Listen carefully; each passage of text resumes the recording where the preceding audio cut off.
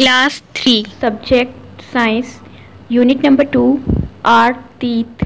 Students, इस chapter में हम टीथ के बारे में स्टडी करेंगे, यानी मिल्क टीथ के बारे में और परमानेंट टीथ के बारे में। ये दोनों टीथ एक दूसरे से डिफरेंट क्यों होते हैं और किस एज में मिल्क टीथ होते हैं और किस एज में परमानेंट टीथ ग्रो होते हैं।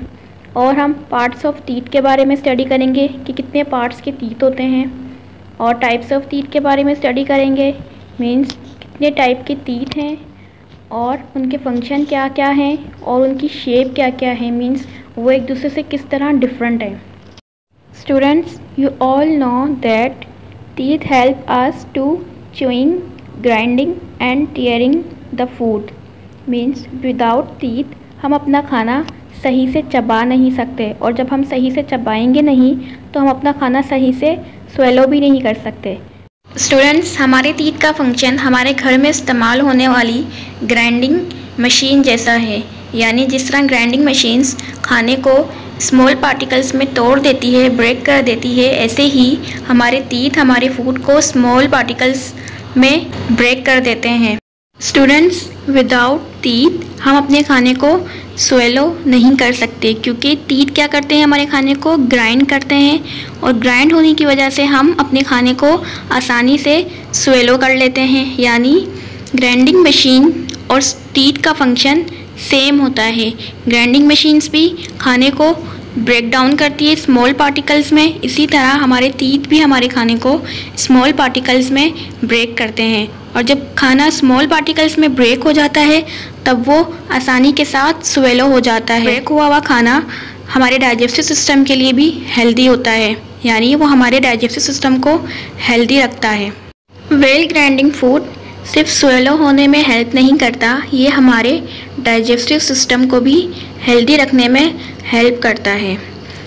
फूड ग्राइंडिंग के साथ साथ टीथ हमें वर्ड्स की प्रॉपर प्रोनाउंसिएशन में हेल्प करते हैं, यानी without teeth we can not pronounce the word properly.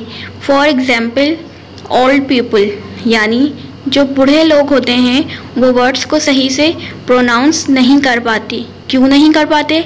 क्योंकि उनके माउथ में टीथ नहीं होते।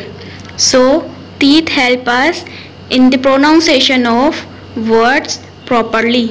Students, do you know teeth also give a shape to our face, यानी टीथ जो हैं हमारे फेस को शेप देते हैं, स्पेशली जो हमारा माउथ एरिया है फेस का उसको शेप देते हैं।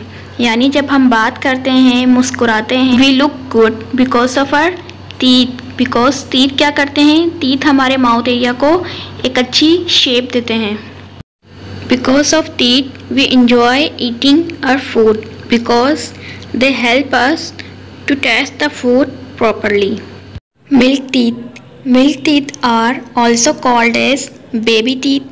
Why these are called as baby teeth? Because ये baby के mouth में होते हैं, and these are also called as primary and temporary teeth.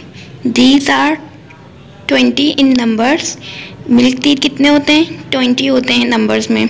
These teeth start to appear when a baby is 6 months old, यानी जब baby 6 month का होता है तब ये टीथ ग्रो होने लगते हैं। बिफोर दिस 6 मंथ से पहले बेबी के माउथ में टीथ नहीं होते, बेबी के माउथ में टूथ बर्ड होती हैं। Tooth buds get change into teeth when a baby become 6 month old.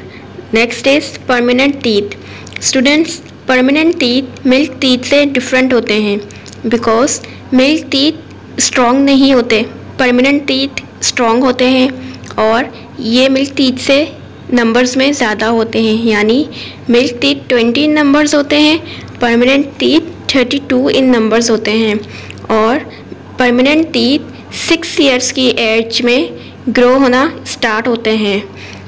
6 year की एज में मिल्क टीथ ब्रेक डाउन होने लगते हैं और परमानेंट टीथ ग्रो होने लगते हैं। These teeth are 32 in numbers and are stronger than milk teeth. और ऐसे ही मिल्क टीथ का साइज़ स्मॉल होता है और परमानेंट टीथ का साइज़ लार्ज होता है। Means the size of permanent teeth are also large. Students, जैसे मिल्क टीथ 6 ईयर्स की एज में ब्रेक डाउन हो जाते हैं, वैसे परमानेंट टीथ ओल्ड एज में ब्रेक डाउन हो जाते हैं। लेकिन परमानेंट टीथ जब ब्रेक डाउन होते हैं तो न्यू टीथ वापस अपेयर नहीं होते।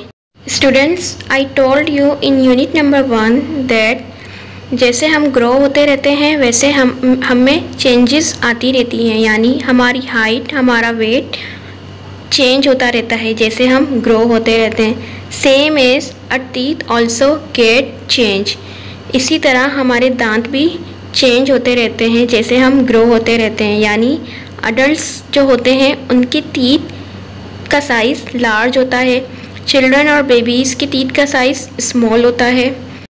Now parts of tooth. There are 2 parts of tooth, in and out.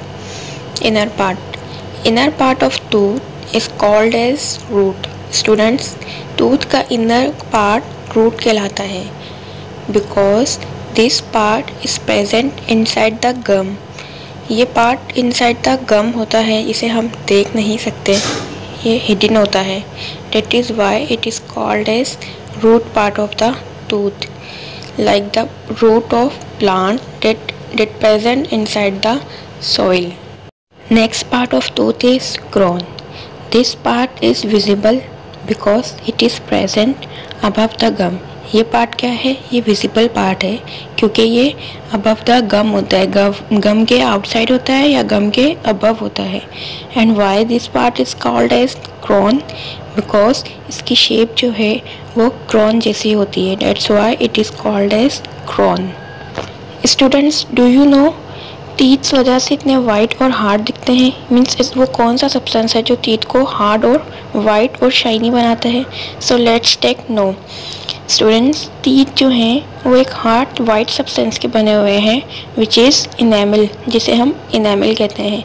ये इनेमल क्या करता है? ये टीथ की आउटर साइड पर प्रेजेंट होता है और टीथ को वाइट कलर, शाइनिंग और हार्ड बनाता है। इनेमल हमारे टीथ को स्ट्रॉन्ग बनाता है और इसी वजह से हम नट्स जो होते हैं, बादाम के नट्स या कोई और नट्स, उन्हें अपनी टीथ से इजीली ब्रेक कर लेते हैं। क्यों? क्योंकि इनेमल हमारे दांतों को स्ट्रॉन्ग बनाता है। Types of tooth. Students, there are different types of tooth because they do different function. Means some teeth perform grinding function, some teeth perform chewing function and some teeth perform tearing function. इसी तरह teeth के different size होते हैं, इनकी different तरह की shape होती है और ऐसे ही ये डिफरेंट तरह के फंक्शन परफॉर्म करते हैं और इसीलिए there are 4 types of teeth. Number 1 is canine, number 2 is incisor, number 3 is molars और number 4 is premolars. We will study the types of tooth in our next lecture. We will study them in detail. This is your assignment.